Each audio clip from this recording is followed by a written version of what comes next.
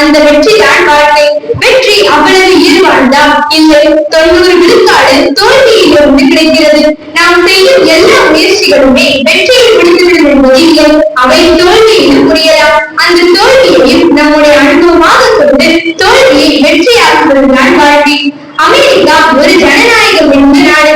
அந்த நாட்டில் முதலாளித்துவ சிந்தனையோடு கருப்பர் வெள்ளையர் என்ற இன பிரச்சனையும் உண்டு. இங்கு பிறந்தவர் தான் ஆபிரகாம் லிங்கன். இவர் கருப்பரிடத்தை சேர்ந்தவர். கருப்பரின மக்களின் உரிமைக்காக போராட வேண்டும் என்ற சிந்தனையுடைய இவர் அமெரிக்க ஜனாதிபதி தேர்தலில் போட்டியிட விரும்பினார். போட்டியும் விட்டார். ஆனால் அவருக்கே தெரியும் தோல்வியே அடைவோம் என்று. தோல்வியை அடைந்தார். ஒரு முறை இருமுறை அல்ல, 20 முறை தோல்வி அடைந்தார். தோல்வியை கண்டு அவர் மனவேதனை அடையவில்லை. தோல்வியால் ஏற்பட்ட வழியை அவர் ஏற்றுக்கொண்டார். 21வது முறை மீண்டும் போட்டியிட்டார். வெற்றி பெற்றார். சான்றோர்களும் அமெரிக்க வரலாற்றில் 3 ஜனாதிபதிகளும் தான் உலகிற்கு தெரியும். George Washington, John Kennedy, Abraham Lincoln. இதில் ஆபிரகாம் லிங்கன் கருப்பரிடத்தை சேர்ந்தவர்கள் என்பதை மறந்து விடாதீர்கள். தோல்வியிலும் வெற்றி நிச்சயம். இப்பொழுது சொல்வதை அரசியலாக பார்க்க வேண்டாம். வாழ்க்கையில் தோற்றவருக்கு ஒரு செம்பூட்டும் நிகழ்ச்சியாக பார்க்கலாம். கலைஞர் மு. கருணாநிதி பரவலாக தெரிந்தது அவர் ஒரு அரசியல்வாதி.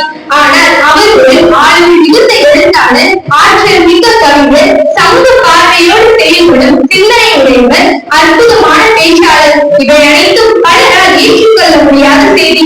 ஆனாலும் இது உண்மை. இவ்வளவு ஆளுமை மிகுந்த கலைஞர் அரசியல்வாதி அரசு கட்டியில் தோல்வியடைந்தார். அண்ணாவின் மறைவுக்கு பின் கலைஞர் முதலமைச்சரானார். முதலமைச்சராவதற்கு மிகவும் துணையாக இருந்தவர் புரட்சி தலைவர் எம்ஜிஆர். காலங்கள் உருண்டோடின. 1972 எம்ஜிஆருக்கும் கலைஞருக்கும் இடையே முரண்பாடு ஏற்பட்டது. அந்த முரண்பாடு அரசியல் வகையாக மாறியது. கலைஞர் தோற்கடிக்கப்பட்டார். எம்ஜிஆர் முதலமைச்சரானார். ஆனாலும் தன்னுடைய தொண்டர்களையும் கட்சிக்காரர்களையும் பக்கம் வைத்துக் கொண்டு வெற்றி பெற்றார் என்பது உண்மை. தனக்கும் தன் கட்சிக்காரர்களுக்கும் மந்திரி பதவி இல்லை, எம்எல்ஏ பதவி இல்லை, எம்பி பதவி இல்லை, நகர்மன்ற உறுப்பினர் பதவி இல்லை. எவையுமே இல்லாமல் தன்னுடைய கழக தோழர்களை தற்காத்துக் கொள்ள முடியும் என்றால் அதுதான் வெற்றி. ஆம் நண்பர்களே, முரசு மீது காலையில் உடன்பிறப்பே என்று கடிதம் எழுதுவார். இதை படிப்பதற்காக லட்சக்கணக்கான கழக தோழர்கள் தவம் கிடந்தார்கள்.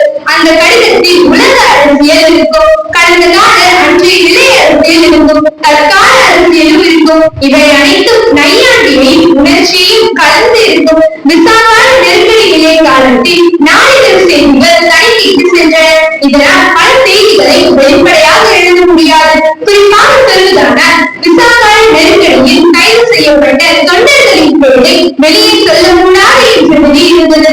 ஆனாலும் தன்னுடைய தொண்டர்களுக்கும் குடும்பத்தார்களுக்கும் செய்தியை சொல்ல வேண்டும் என முடிவுக்கு வந்த கலைஞர் அண்ணா பிறந்த நாளன்று அண்ணா சமாதிக்கு வர முடியாது என்று பெயரிட்டு சிறையில் இருப்போர் பெயரை வெளியிட்டார். இப்படி கடிதங்கள் மூலமும் பேச்சின் மூலமும் 11 ஆண்டு காலம் தன்னுடைய தொண்டர்களை தன் பக்கமே வைத்துக் கொண்டார் என்றால் அதுதான் தோல்வியையும் தன்னுடைய வெற்றி எனலாம்.